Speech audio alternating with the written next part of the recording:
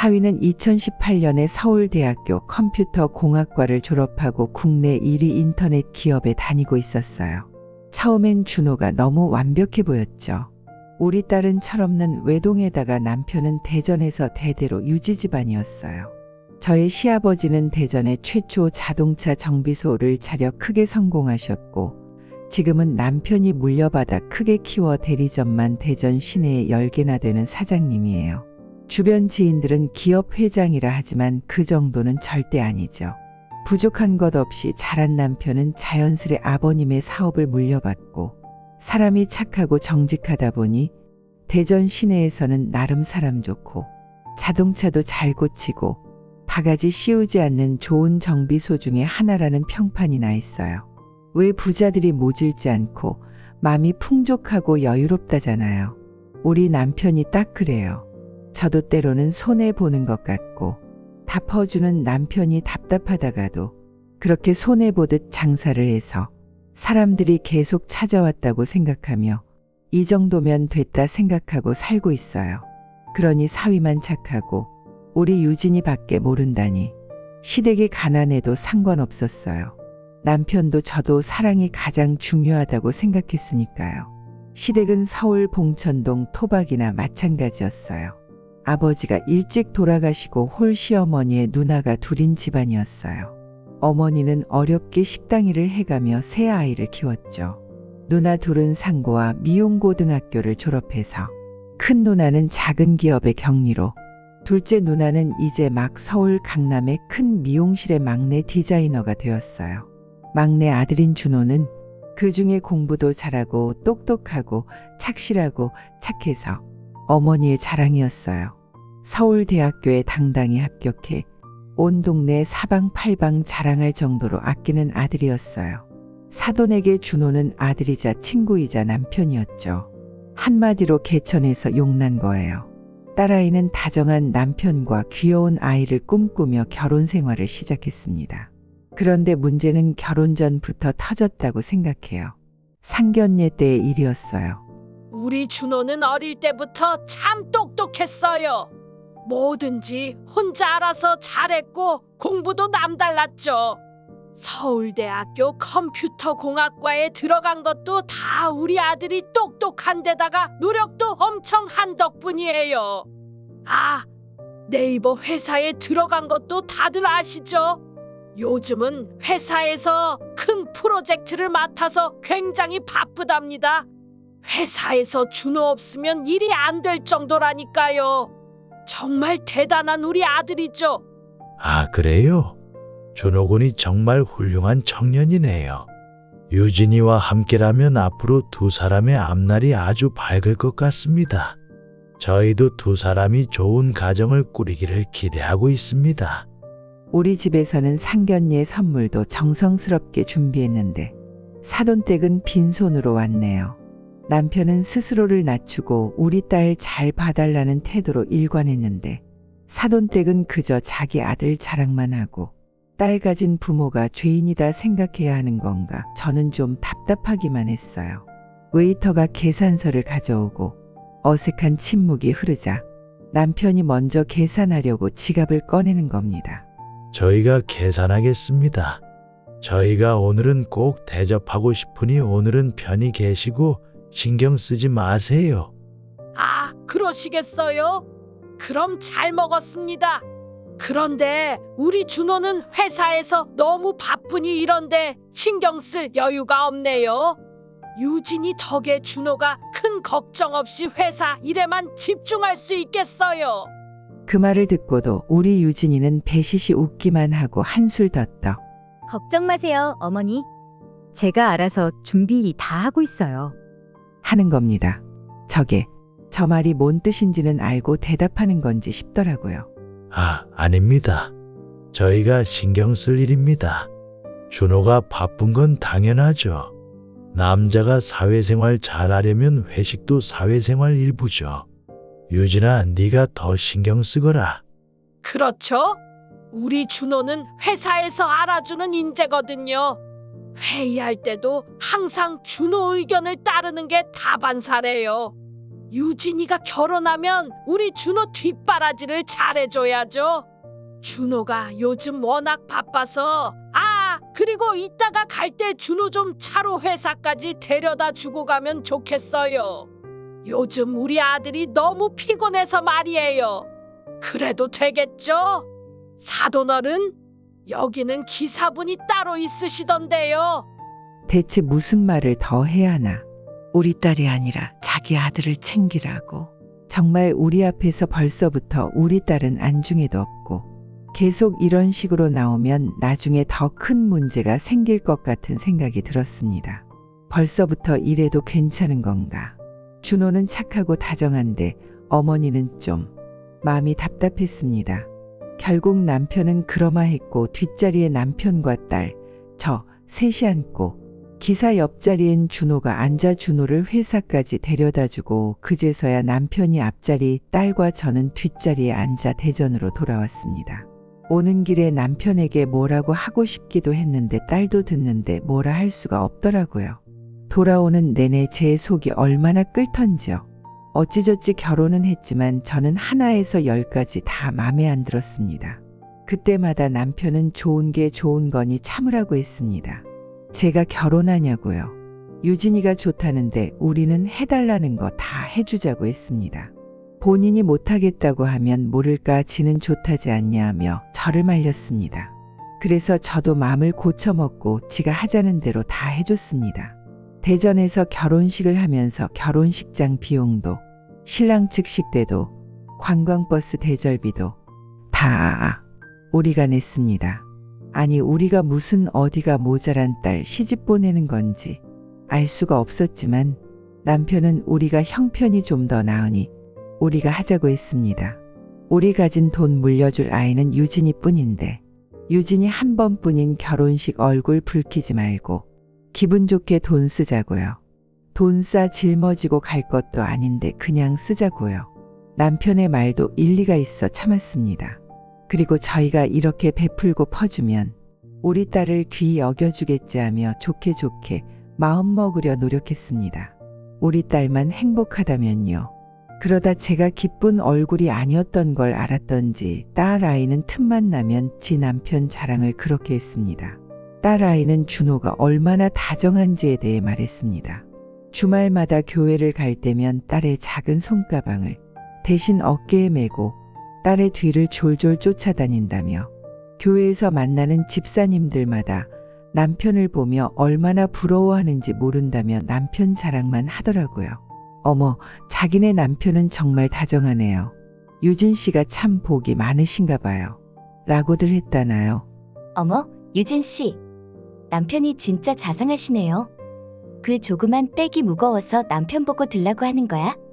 그리고 저렇게 자기 뒤만 졸졸 따라다니는 거 봐봐. 우리 남편한테 가방 들어달라고 했다가는. 그러게요. 정말 자기네 남편은 자기밖에 모르는 것 같아. 유진 씨, 정말 부러워. 그래 우리 딸만 행복하면 된다 생각했어요. 그리고 결혼하고 4개월째 접어들 때쯤 딸이 격앙된 어조로 전화가 왔어요. 좀 전에 시어머니한테 전화가 왔는데 무슨 일이 있었는지 목소리에 짜증이 묻어 있더라고요. 그래서 제가 무슨 일인지 물어보았죠. 아침 7시 40분부터 전화가 왔는데 로 시작한 내용은 기가 막혔어요.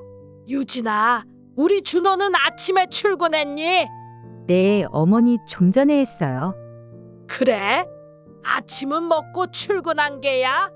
네, 어머니. 그래? 우리 유진이가 무슨 요리는 할 줄 알아?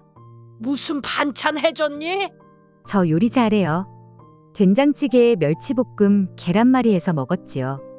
그러고는 유진이는 시어머니에게 칭찬을 받을 줄 알았나 봐요.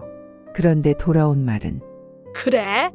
그런데 어떤 후라이팬에다가 멸치볶음을 했니? 그냥 집에 있는 후라이팬이에요, 어머니. 아니, 홈쇼핑에서 테팔 후라이팬 3종 세트를 39만 9천 원에 팔더라? 그거 참 좋다고 하던데 그걸로 해봐. 멸치도 안 눌러붙고 좋다더라. 그거 집에 있니? 아니요. 제가 사온 후라이팬도 새 거고 좋은데요, 어머니.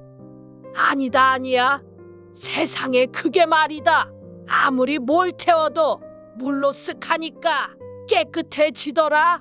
주문 안 했으면 내가 해주마. 내 거 사는 김에 사줄게. 아니에요. 어머니 괜찮아요. 아니긴 뭐가 아니야. 내가 주문해 줄 테니 받아. 그리고 돈은 문자로 계좌번호 보낼 테니 붙이거라 하고는 전화를 뚝 끊었다는 겁니다.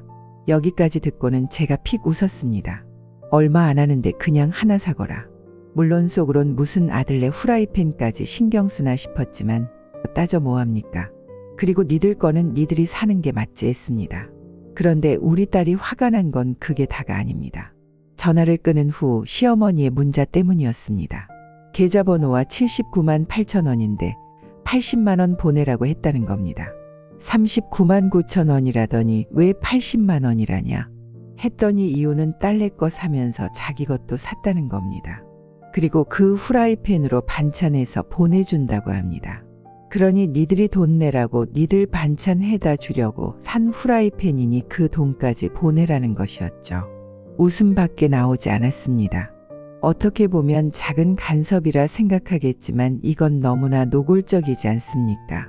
자기가 필요해서 사는 거면서 필요도 없는 산지 몇 달밖에 안 된 후라이팬은 별로라며 새 후라이팬을 사라고 강요한 것도 모자라 자기네 것까지 사달라니요. 그때부터 상견례 이후 결혼식까지의 소갈이 한 게 다 생각났습니다. 딸아이도 그간 엄마가 속상할까봐 말하지 않았지만 많은 일들을 참아오고 있었습니다.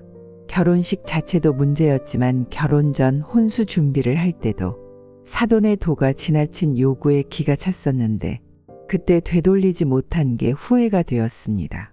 하나를 알면 열을 안다고 그때 싹을 잘랐어야 했나 별의 별 생각이 다 들었습니다.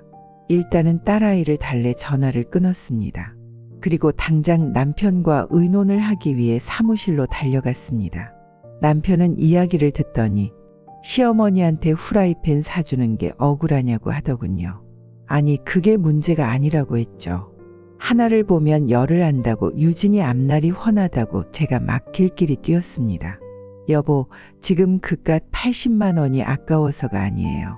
아침부터 전화한 것도 전화한 거지만 아니 반찬 해다 줄 테니 후라이팬 사내라니요. 싫다는데도 억지로 사게 하더니 자기네 것까지 덤으로 사다가 바치라는 거잖아요.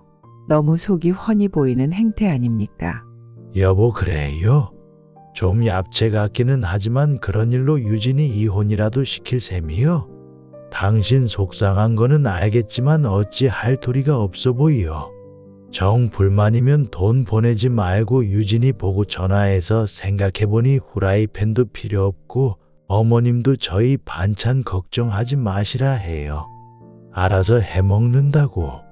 그렇게 딱 부러지게 말하지 못할 거면 돈 보내주라고 해요. 아이고 당신은 속편한 소리예요. 애가 도대체 어떻게 그렇게 말해요? 그럼 당신이 할 테요? 진짜 내가 해요. 아서요. 아서 이 사람 진짜 할 기세네. 여보 이제 유진이도 32살이에요. 자기 일은 자기가 알아서 할 성인이란 말이요. 속상해서 전화한 거면 들어주고 속상했겠다 공감해주고 그러면 그만이요. 우리가 나설 일이 아니요. 정말 우리 남편은 무슨 보살국을 삶아 먹었나. 어쩜 어떻게 저렇게 남 이야기 하듯 하는지 답답해 죽겠더라고요. 그렇게 집으로 돌아오는데 그래 어쩔 수 없다 생각하고는 하루가 지나고 딸아이에게 전화했습니다. 어떻게 했냐고요? 준호랑 싸웠다면서 울더라고요. 엄마가 후라이팬 안 사달라고 해도 하나 사줄 판인데 사주면 어떠냐고. 자기 월급으로 사드릴 테니까 유진이 보고 신경 쓰지 말랬다며. 둘이 다투었나 보더라고요. 그래서 유진이가 우리 엄마가 그래도 좋냐고 했더니 당연히 좋다며 장모님한테 자기가 뭐 아까워 한 적 있냐며 처음으로 눈을 동그랗게 뜨고 언성을 높였다고. 자기한테 그렇게 언성을 높이며 말한 적 없는 남편인데 싸웠다고 했어요. 그 말을 들으니 너무 속상했어요. 지금 사는 전세집도 거의 우리가 얻어주다시피 했었는데 그때 일이 또 생각나면서 지 월급이 자기 것이 아닌데 뭐하는가 싶었습니다. 결혼식 얼마 전 신혼집을 한참 보러 다닐 때 일이었어요. 엄마, 나 전세집 구하는 것 때문에 정말 고민이 많아. 이번에 마음에 드는 집을 하나 찾았는데 전세금이 4억 5천만 원이야. 그래? 집은 몇 평인데? 준호 쪽에서 전세금은 어떻게 마련한다고 해?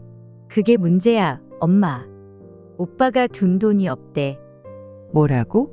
회사 다닌 지 4년이 다 되어 가는데 그렇게 돈이 없어?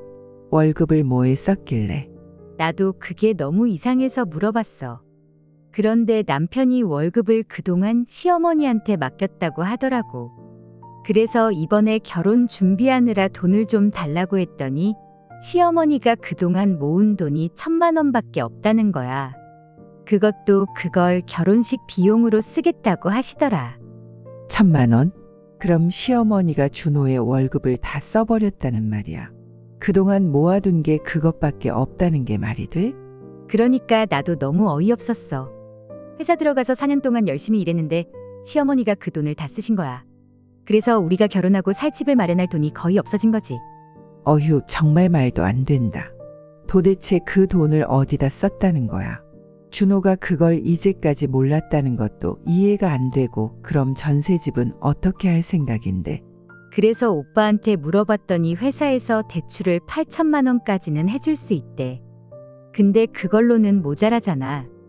나머지 3억 7천은 엄마가 좀 도와줄 수 있을까? 결혼은 사랑 하나로 다 되는 게 아니구나. 이렇게 큰 돈을 시댁에서 도와줄 수 없는 상황이라니. 일단 알았다 하고는 남편과 의논을 했습니다. 남편은 흔쾌히 도와준다고 유진이한테 전화하라는 겁니다. 아니, 그걸 우리가 왜 해줘 했더니 남편은 사랑하는 우리 딸 결혼하는데 대전 유지 이성찬의 딸이 서울 작은 전셋집에서 시작한다면 누가 믿겠어? 그래도 애들이 스스로 독립할 수 있게 도와주려고 그 정도만 해주는 거지. 마음 같아서는 강남에 집 한 채 사주고 싶지만 참는 거야. 이제 애들도 성인인데 본인들이 돈 벌어서 아껴가며 돈 모아봐야지. 아무 말 말고 달라는 돈만 줘봐. 그래서 딸에게 전화해서 아빠가 돈을 주신다 했습니다. 엄마, 아빠 정말 고마워. 사실 나도 오빠한테 그동안 시어머니가 돈을 맡아 관리했다는 얘기 듣고 너무 속상했어. 근데 집은 필요하니까 엄마한테 말하기도 너무 미안했어. 괜찮다, 유진아. 너희 둘이 시작하는 건데 우리가 도와야지. 다만 준호도 이제는 이런 상황을 알았으니 앞으로는 내가 돈 관리하는 게 좋겠다. 너무 그쪽에만 맡기지 말고. 응, 엄마. 나도 이번 일을 겪고 더 신중하게 생각하려고.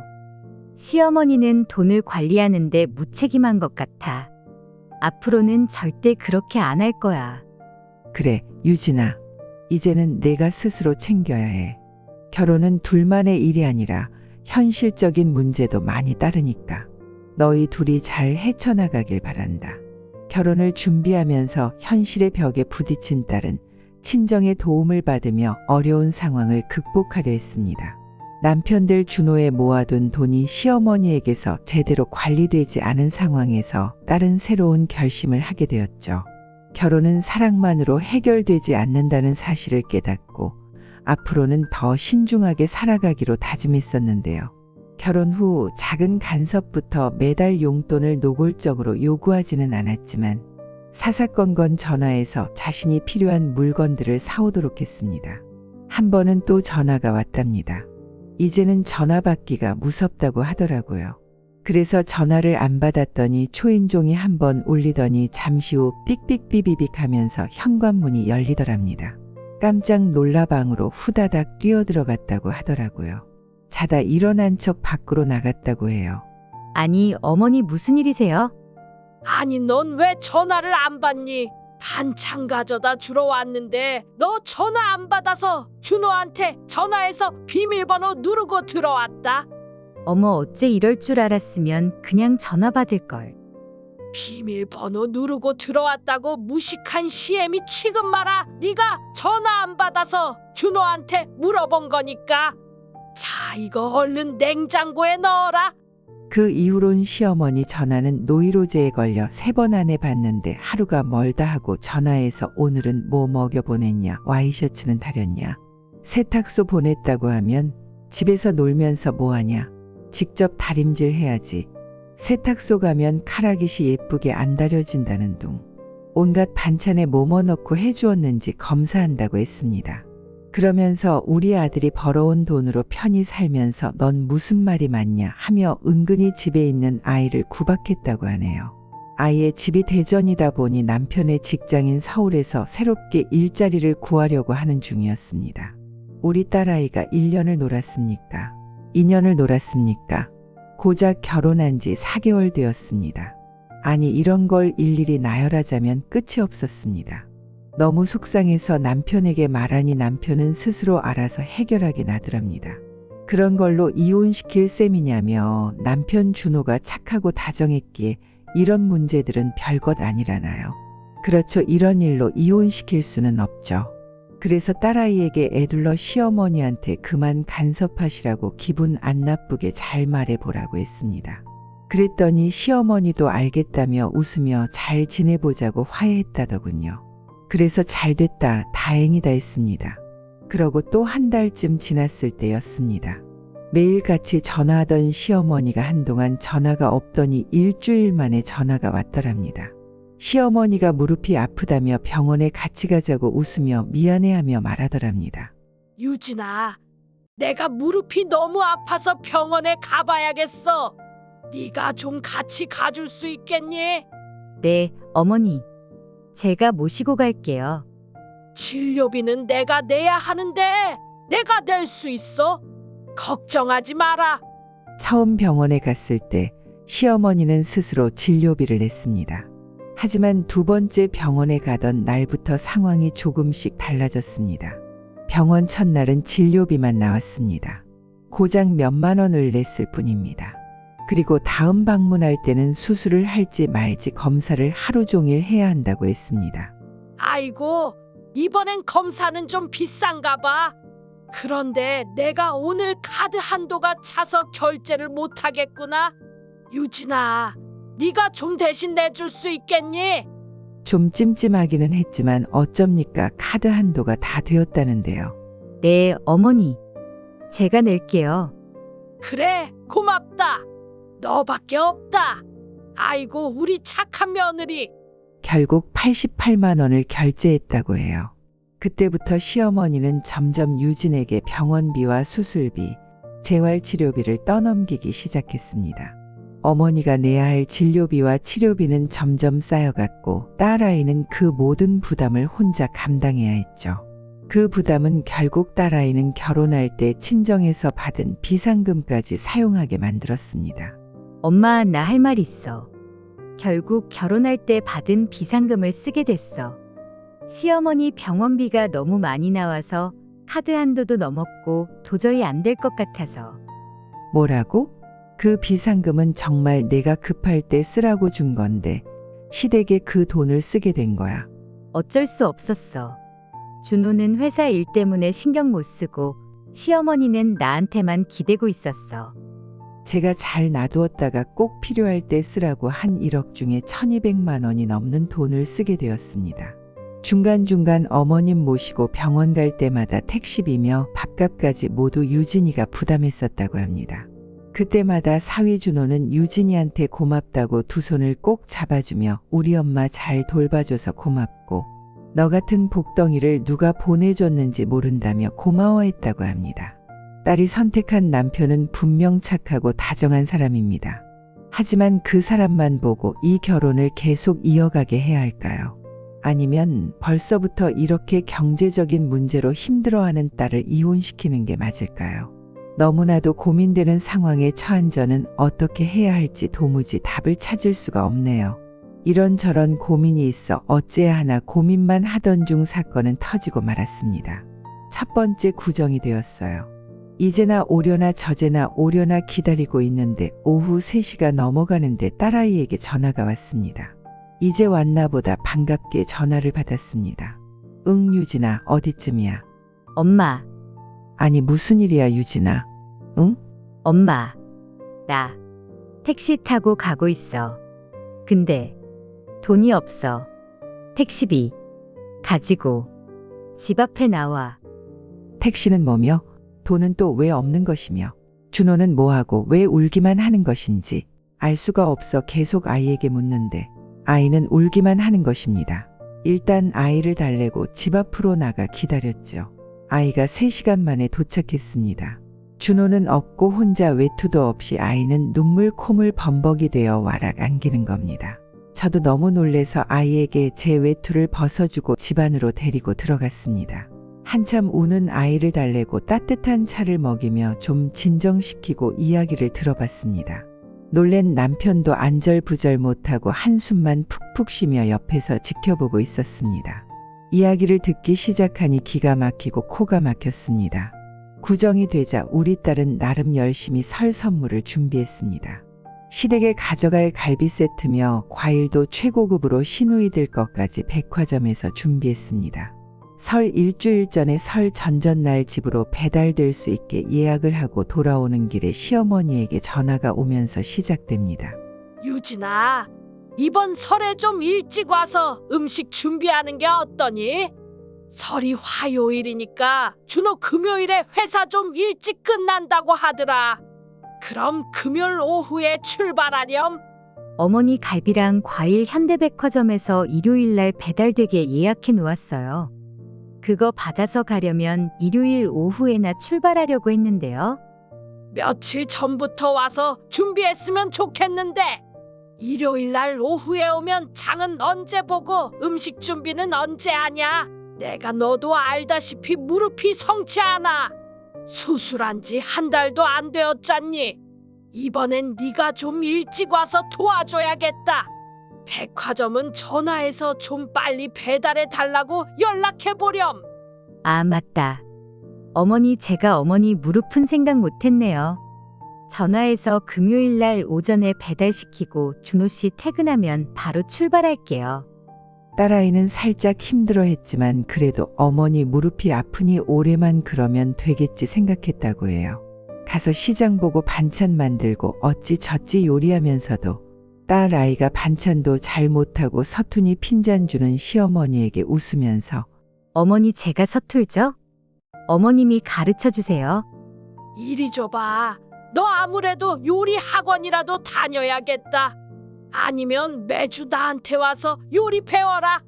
이렇게 아양도 떨며 그럭저럭 처음 있는 명절을 맞았고 설 당일 아침이 되었습니다. 차례를 지내고 이제나 저제나 친정에 가려고 남편에게 눈치를 주며 가자고 했더니 누나들 곧 온다고 얼굴만 보고 가자는 겁니다. 그래서 그러자 하고는 자리에 다시 앉았습니다. 11시가 넘어가며 2명의 시누이들이 동시에 들어오며 말합니다. 올케 아직 친정 안 갔어? 어머, 시간이 벌써 이렇게 됐는데. 아, 배고파, 엄마. 그래, 우리 딸 배고파? 유진아, 밥 좀 차리거라. 배고프다는 사람 밥을 안 줄 수 없었습니다. 밥을 차려주고 설거지를 하고 앞치마를 벗으며 이젠 친정에 갈 수 있겠구나 하고 있는데 과일 내와라, 커피 타와라 하더랍니다. 하나부터 10까지 다 나한테 시키네. 나도 이젠 친정에 가고 싶은데. 남편에게 눈짓으로 가자고 눈치를 주니 과일 먹고 이야기 좀만 하다가 가자고 합니다. 그러면서 준호가 사온 과일 세트를 누나들에게 주었답니다. 어? 이게 설 선물이야. 겨우 과일 세트? 아니, 올케는 집도 부자라며? 겨우 이 정도 과일 세트 가지고 온 거야? 누나 이거 현대백화점에서 사온 거야. 이게 20만 원짜리라고. 최고급 과일 세트니까 먹어봐봐. 맛이 달라. 뭐? 우리 집이 부자라고 과일 세트도 모자란다고 핀잔을 주네? 내가 친정에서 무슨 대단한 걸 가져와야 하는 거야? 준호 씨는 뭐야? 저게 편들어 준다고 하는 말인 거야? 빈정상했지만 꼭 참았다고 해요. 그날 아침 시댁 식구들의 은근한 핀잔과 무리한 요구들에 딸아이는 점점 참을 수 없는 감정을 느끼게 되었어요. 시댁에서는 아무도 친정에 가라는 말도 하지 않았고 유진은 결국 분노가 스물스물 올라왔습니다. 너무 지친다. 나도 그냥 다 내려놓고 싶다. 왜 나만 이렇게 참아야 하는 거지? 라는 생각을 하며 나도 모르겠다라는 심정으로 방에 들어가 누웠답니다. 이렇게 씩씩거리다 잠이 들었다고 해요. 그러다가 방문 닫히는 소리에 깼대요. 아내가 잠들었었네? 이제는 가자고 해야겠다 하며 방문을 여는데 문 밖에서 들려오는 시댁 식구들의 대화를 우연히 듣고 말았습니다. 그 대화는 유진을 더욱 큰 충격으로 몰아넣었죠. 어떻게 하면 유진이한테 생활비를 더 받을 수 있을까?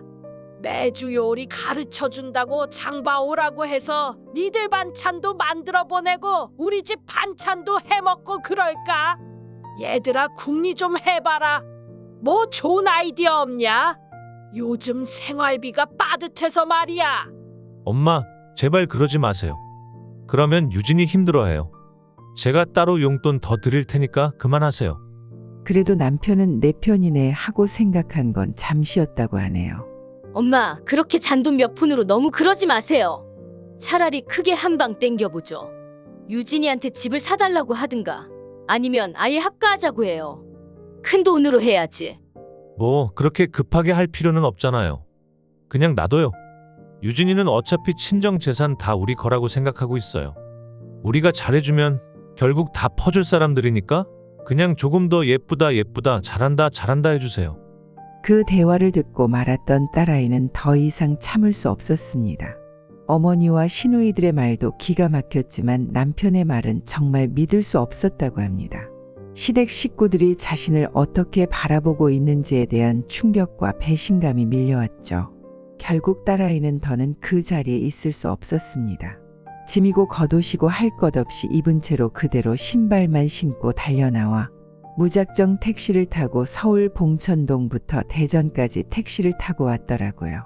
아니 이렇게 기가 막힐 수가요. 이렇게 아이는 이야기를 하고는 또 울기 시작했습니다. 시어머니는 그렇다 쳐도 남편까지 자기를, 아니 우리 집을 그렇게 생각하고 잘해주고 다정하게 대해주었던 거라니요. 정말 믿을 수 없는 배신감에 치를 떨고 있을 무렵 유진이의 남편과 시어머니가 저희 집을 찾아왔습니다. 유진아, 왜 갑자기 친정으로 가버린 거야? 대체 무슨 일이야? 내가 뭘 잘못했는지 말해줘. 무슨 일이냐고? 아까 오빠가 엄마랑 누나들이 하는 말 다 들었어. 오빠가 나 모르게 시어머니한테 생활비 줬던 것도, 오빠가 우리 집 재산을 노렸다는 것도, 그래서 나한테 잘해주기만 하면 친정 재산 다 퍼줄 거라고 생각했나 봐? 그 말 다 들었다고? 아니야, 유진아. 그건 오해야. 내가 너한테 잘해주려고 했던 건 맞지만 재산을 노린 게 아니야. 정말이야. 그냥 우리 가족들이 너랑 사이좋게 지내길 바란 거지. 그런 계산을 했던 건 아니라고. 정말? 근데 왜 당신 엄마랑 누나들은 그딴 식으로 말해? 크게 한 방 땡겨라. 집을 사달라 해도 당신은 가만히 듣고 있었잖아. 말리지도 않고. 당신도 그 생각에 동의한 거 아닌가? 준호는 계속 사과를 하며 자신은 그저 유진에게 잘해주고 싶었을 뿐이라고 변명하지만 유진은 이미 그들의 대화를 들었기에 믿기 어렵습니다. 그러던 중 시어머니도 곧장 나서서 자신의 입장을 늘어놓기 시작합니다. 유진아, 너도 너무 아는구나. 준호가 너랑 결혼하기 전에는 월급을 전부 나한테 줬단다. 그걸로 내가 생활비 걱정 없이 지냈어.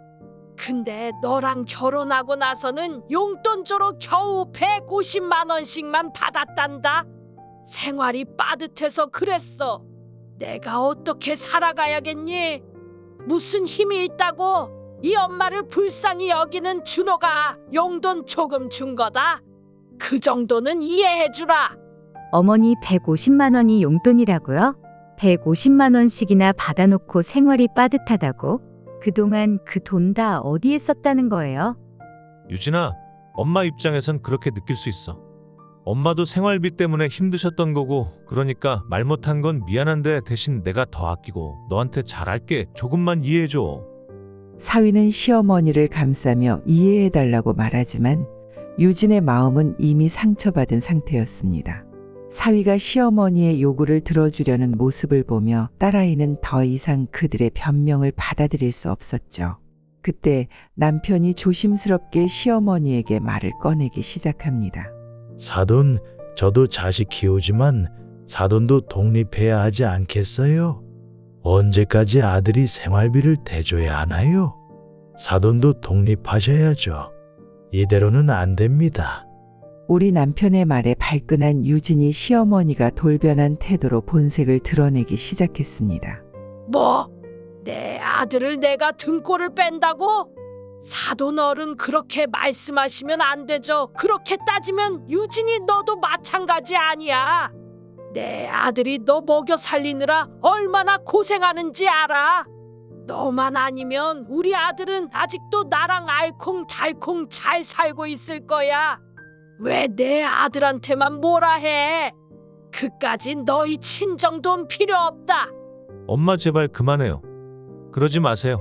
이러면 진짜 안 돼 제발. 딸은 남편과 시댁의 속내를 알게 된 후 큰 충격을 받았습니다. 하지만 딸도 저도 이제는 더 이상 그들에게 휘둘리지 않기로 결심했습니다. 딸을 이제 스스로의 삶을 지키기 위해 그리고 우리 딸이 사위와 시댁에 더 이상 호구짓을 하지 말아야겠다 생각하고 따지려는데 남편이 먼저 나섰습니다. 좋습니다. 사돈 그럼 그 좋아하는 아들 다시 데리고 가십시오. 전세집도 거의 우리가 얻어주었고 아직 혼인신고도 하기 전이니 잘 되었습니다. 세간살이도 우리가 다 사서 넣어줬으니 준호는 몸만 나가면 되겠네요. 아니 무슨 소리세요? 우리 아들이 꽤 돈 넣고 전세 얻었다고 하더만요. 공동 계약자로 이름 넣었다는데. 그러면서 슬슬 아들의 눈치를 봅니다. 아 그래요? 그 8천만 원 지금 당장 넣겠습니다. 준호 계좌번호가 준호 전화번호의 기업은행이지? 하며 딸아이에게 묻더군요. 딸아이가 고개를 끄덕이자 남편은 당장 회사 경리부 직원에게 전화를 걸어 준호의 계좌번호를 불러주고는 8천만 원을 입금하라고 지시를 내렸습니다. 그동안 참아왔던 모든 것을 정리하기로 했죠. 준호가 서둘러 혼인신고를 하려고 했던 이유도 이제야 명확해졌습니다. 하지만 다행히 혼인신고를 하지 않았기에 이혼 절차 없이 모든 것을 정리할 수 있었습니다. 남편은 차분하지만 단호한 목소리로 말하고는 방으로 들어가 버렸습니다. 그리고는 다시 어딘가로 전화를 걸었습니다. 남편은 준호의 옷까지만 트렁크에 싸서 경비실에 맡기고 비밀번호도 바꿔버리라고 설날 미안하다며 본가가 서울인 직원을 찾아 지시했습니다. 그리고 다시 나와 준호한테 경비실에 자네짐 싸서 맡겨놓으라 했으니 서울 올라가면 집안에 한 발도 들이지 말고 경비실에서 찾아가라고 했습니다. 아버님 왜 그러세요? 네? 저 유진이 정말 사랑합니다. 유진이 없이 못 살아요. 유진이가 아니라 우리 집안 돈이겠지. 되었네. 자네 등골 안 빼먹을 테니 유진이 놓고 자네 어머니 모시고 가게.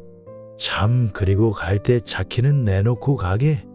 우리 딸한테 작년에 내가 사준 BMW 아닌가?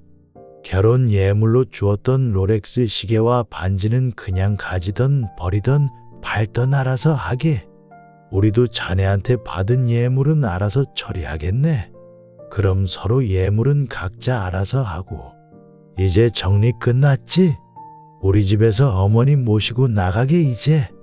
지금까지 답답하게만 참아라 베풀어라 하던 남편이 일사천리로 일을 처리하네요. 어리둥절했지만 저는 유진이를 데리고 방 안으로 들어갔습니다. 이렇게 되니 그 둘도 갔는지 조용합니다. 그 시간이 지나고 몇 달이 지났습니다. 준호에게서 딸아이에게로 미안하다, 잘못했다, 엄마가 다시는 우리한테 안 그러신다 했다며 연락이 자꾸 온다고 합니다. 딸아이는 살짝 흔들리는 눈치입니다. 애 아빠는 절대 안 된다 단호하네요. 저도 절대 안 된다 단호하게 말했습니다.